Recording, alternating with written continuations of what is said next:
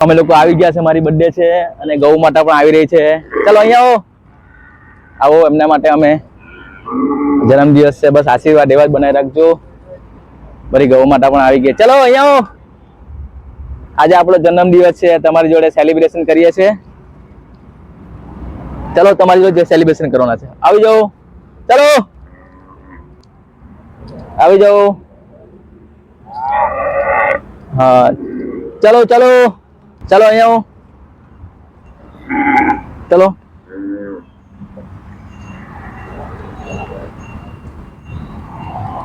ગાયો આવી ગઈ છે, એમના માટે કેરી લાવ્યા છે આજે આપણે મસ્ત. ચલો તો આપણે કેરી કાપીએ છીએ ગૌ માતા માટે. ચલો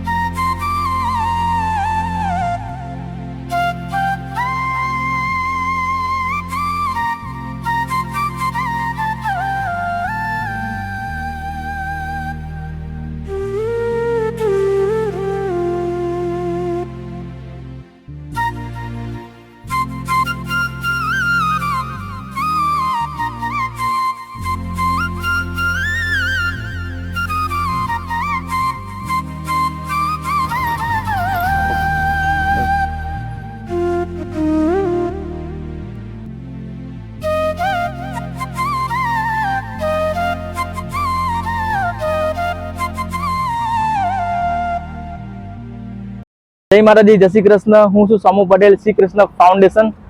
તો તમે જોઈ રહ્યા છો આજે મારો જન્મદિવસ છે અને અમે ગૌશાળા આવ્યા ગૌ માતાને એવું સેલિબ્રેશન કરવા માટે. આપણો જન્મદિવસ હોય તો આપણે પાર્ટી કરીએ, ગમે તેમાં પૈસા આપણે એ કરીએ છીએ.